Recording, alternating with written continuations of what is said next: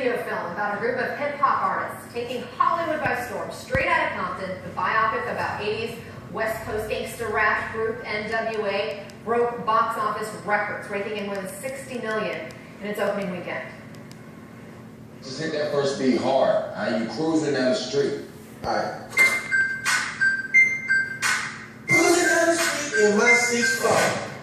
Hey, that was dope, dude. Compton's very own Ice Cube, Eazy-E, and Dr. Dre. I gotta tell you, you are witnessing history. People are stereotypes. You have a unique voice. The world needs to hear.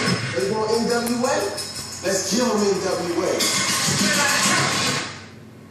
NWA, known for provocative songs about inner city life. Two of its biggest stars, Dr. Dre, Ice Cube, they're now titans in the music and movie business.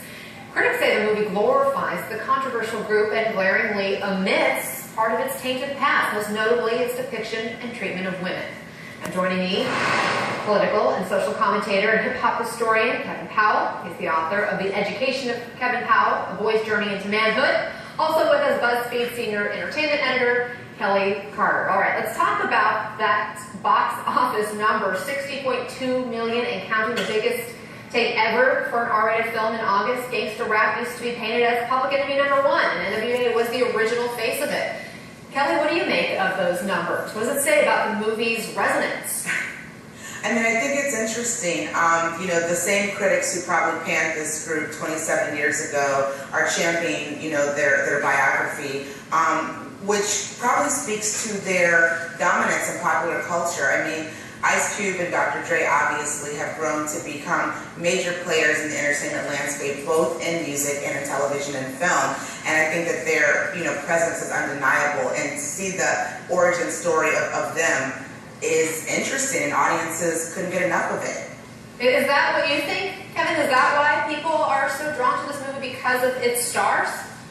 Well, that and the hip-hop, we have to be honest about it as Americans once and for all. Hip-hop is the dominant culture in this country and on this planet over the last 35, 40 years. Not just this being the #1 film in the country this weekend, the #1 album, Compton, the soundtrack that Dr. Dre created, the #1 show on Broadway about Alexander Hamilton, which is created by a writer who's very deeply immersed in hip-hop culture. So you're talking about something that appeals to people of all different backgrounds. When I saw Straight Outta Compton on Friday night, white, black, Latino, Asian, every generation was there. That's very different than 1988 when this film came out. So we have to understand that this culture belongs to everyone. That's why the film is so popular. Interesting. I know critics, including you, Kevin, have criticized the fact the movie doesn't really get into some of the more, I guess, dark history of these groups and these people, with the misogynistic lyrics, their treatment of women, and instead Straight Outta Compton sort of glorifies the group and its biggest stars. Why do you think that was left out? Well, you know, I say it on my blog, on my Facebook page, you know, the film deals very eloquently and powerfully with the issue of race and racial profiling. There's a direct correlation between the things they were talking about in the late 80s and today, obviously. But, you know, it's a film by men. You know, Dr. Dre, Ice Cube are executive producers, F. Gary Gray, who's a great director, is the director. But they did not see it fit to talk about, you know, the savage beating of D. Barnes by Dr. Dre in the early 1990s and some other incidents. And they don't really touch on the lyrics that they were criticized for that depicted women in very disrespectful ways. And so we have to be clear that just like racism is alive and well in this country, so is sexism. And that's my big criticism of the film. It could have been a great film that would have had the courage to deal with that, but it did not. I see you shaking your head, Kelly.